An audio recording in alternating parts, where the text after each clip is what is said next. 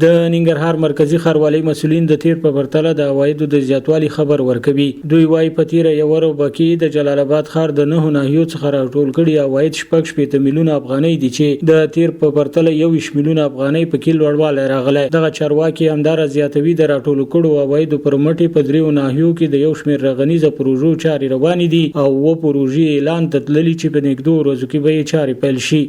موږ 6 میلیونه عواید راټول کړي دي چې تقریبا د غبلې روبې سره 21 میلیونه افغانۍ توپیر لري چې دا د مختلفو نواحیو څخه تقریبا دغه 9 نواحیو څخه راټول شوي دي او دلته د عوایدو ریاست او د جواز عواید هم په دې کې شامل دي. د همدغو عوایدو په مټ باندې موږ تقریبا د ښار په 3 نواحیو کې یو شمېر پروژې د لاس لاندې لرو چې عملاً کار روان. خو د جلال آباد ښاریان بیا د ښاروالۍ له ترسره کړو ښاري خدمتونو راضي نه دي او نیوکه کوي چې یوازې د عوایدو راټولولو کې بیدار دي او نورې په ښار کې د پام وړ خدمت نه تر سترګو کیږي. په هغه کچه باندې عواید زموږ نه دي. د ښار او د ښاریانو غوښتنې ډېرې زیاتې دي. ښار ډېر زیات کار ته اړتیا لري. دغومره عواید زموږ نه دي چې موږ دې ورباندې ټول هغه کوم کارونه چې په ښار کې اړتیا ده چې ترسره شي هغه دې ورباندې وکړو.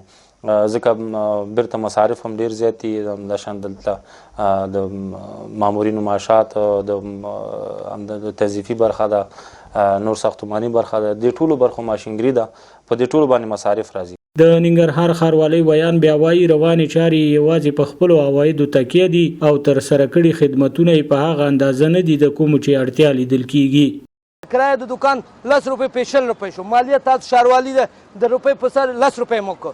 باید تاسو خلکو د پاره د زحمت وباسي خلکو د پاره خدمت مخکې کوي. دا چې نه د خلکو یو لاس حکومت کټ کړی یو لاس تاسو کټ کوئ. دا هیڅ کله باید تاسو د عوام زړه واخلئ. ټول بازار آمدن ورته روان دی لکه مالیات او دا شیونه که نه سترګه خو په 2 ګوتو نه پټېږي. کوم ځای کې شوي دي؟ موږ خو نه دي لیدلي چې په کوم ځای کې شوي کار په کوم ځای کې شوی دی. خیر دی که کړي لږ د نور هم ورسره وکړي چې دا ښار په ښکلا پیدا کړي او په دې سره د دوی خپله کامیابي ده. د ښاروالۍ مسؤلین همدارس د جلال آباد ښار په 8مه ناحیه کې د 9 میلیونو افغانیو په ارزښت د یو سړک او ویالو د جوړېدو، په 9مه ناحیه کې د 3 پروژو له مخې د کوڅو او ویالو د پاخېدو او همدارس په 4 ناحیو کې د سړکونو د داغنیونو پروژو د چارو د پیل خبره هم کوي. سباون ساحل، وحدت نیوز، جلال آباد.